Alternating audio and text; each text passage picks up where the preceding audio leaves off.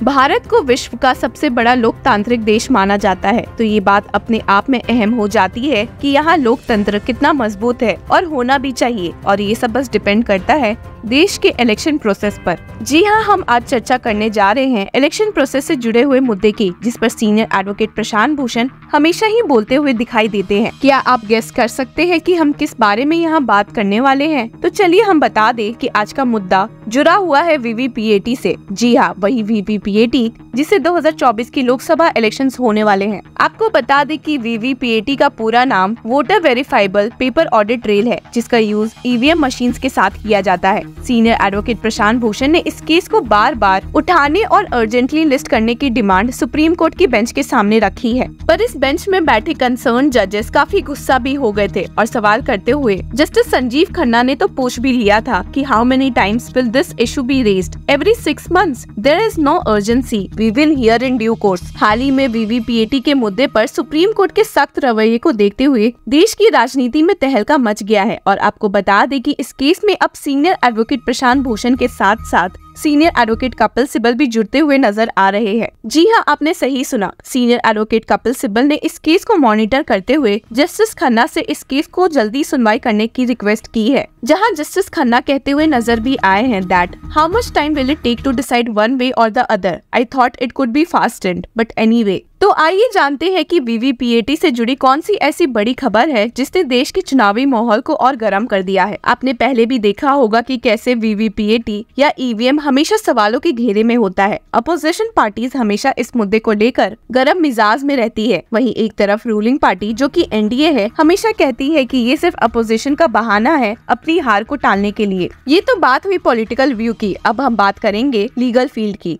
अगर हम supreme court की ओर देखें तो साल 2023 में एक एनजीओ ने सुप्रीम कोर्ट में पीआईएल फाइल की थी, जिसमें इस मुद्दे को उठाया गया था। इसी केस को आधार मानते हुए सुप्रीम कोर्ट ने बाकी ईवीएम केसेस भी इसी पिटीशन के साथ टैग कर दिए हैं, जो कि एडीआर द्वारा उठाई गई थी और जिसे ही senior advocate Prashant Bhushan represent कर रहे हैं, और जिसमें सुप्रीम कोर्ट ने अब इलेक्शन कमीशन को नोटिस भी भेज दिया है। इसी बीच 4 अप्रैल को एडवोकेट महमूद प्रचा ने सुप्रीम कोर्ट में ईवीएम से ही जुड़े एक केस में मांग रखी है कि वोटिंग वीवीपीएटी से नहीं बल्कि पुराने बैलेट सिस्टम से होनी चाहिए, जिसमें उन्होंने कहा है elections by the use of ballot papers and ballot boxes is the rule. EVM से जुड़ी हियरिंग अभी के टाइम और भी ज्यादा खास हो जाती है, क्योंकि ये हियरिंग चुनाव के बिल्कुल भी पहले हो रही है। अब इसमें चौंकाने वाली बात ये है कि सुप्रीम कोर्ट इस केस को चुनाव से पहले सुनना चाहती है और देखना होगा कि इस केस में कौन से बड़े इश्यूज उठाए गए हैं। जी हाँ, आपने सही सुना। सुप्रीम कोर्ट ने इन सारे पेंडिंग मामलों को सुनवाई के लिए अब उठाने का मन बना लिया है और केसेस को अब से 2 हफ्तों के बाद पोस्ट भी कर दिया है। सुप्रीम कोर्ट के इस केस को इतनी जल्दी उठाना, वो भी वोटिंग प्रोसेस से ठीक पहले, एक बहुत ही बड़ा इम्पैक्ट डाल सकता है आने वाले दिनों में।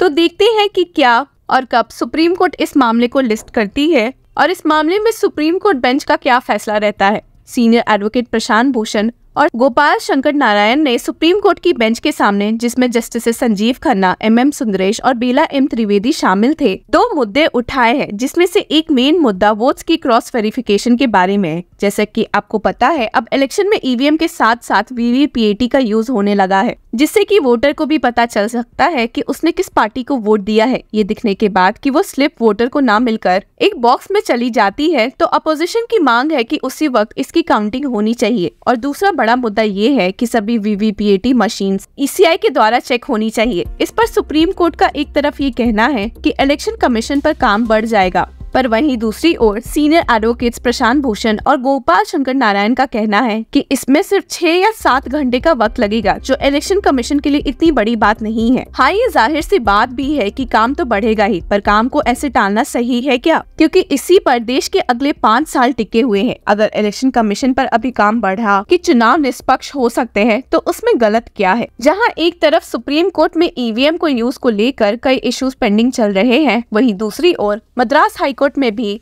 डीएम की पार्टी ने ईवीएम को लेकर एक और पब्लिक इंटरेस्ट लिटिगेशन फाइल कर दी है, जिसे सीनियर एडवोकेट अरुण कुमार अग्रवाल और senior advocate Neha Rathi present कर रहे हैं। आपको बता दें कि इस केस में भी 2 इश्यूज उठाए गए हैं। पहला ईवीएम मशीन की बनावट को लेकर और दूसरा अगेन क्रॉस वेरिफिकेशन का है, जो कि सुप्रीम कोर्ट में भी पेंडिंग है। ये तो हुई लीगल फील्ड की बात। इसके अलावा जैसा कि आप देश का माहौल देख ही रहे होंगे, आने वाले चुनाव को देखते हुए ईवीएम का मुद्दा बड़ा कंट्रोवर्शियल बनता जा रहा है। अब देखना ये होगा कि इस कंट्रोवर्सी का कारण आखिर है क्या। तो आपको ये जानना जरूरी है कि दावा किया जा रहा है कि 37% वीवीपीएटी डिफेक्टिव पाई गई है। ये दावा और कोई नहीं बल्कि कांग्रेस पार्टी के सीनियर लीडर जयराम रमेश कर रहे हैं, जिसमें बताया जा रहा है कि भारत सरकार ने 17,50,000 वीवीपीएटी अलग अलग कंपनी से परचेज किए थे, जिसमें से लगभग 6,50,000 खराब निकले हैं। अगर हम आज के स्टेटस की बात करें तो हर एक कॉन्स्टिट्यूएंट एरिया में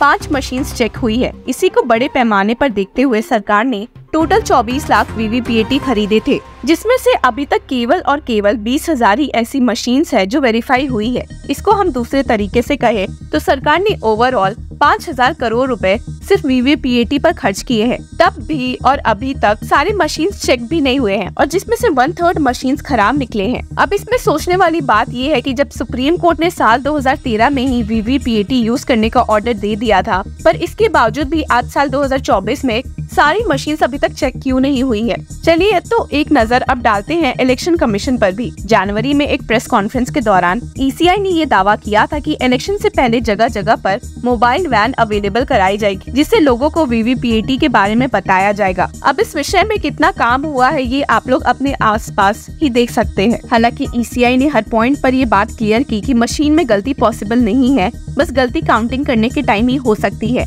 जब कोई ह्यूमन उसको काउंट करे।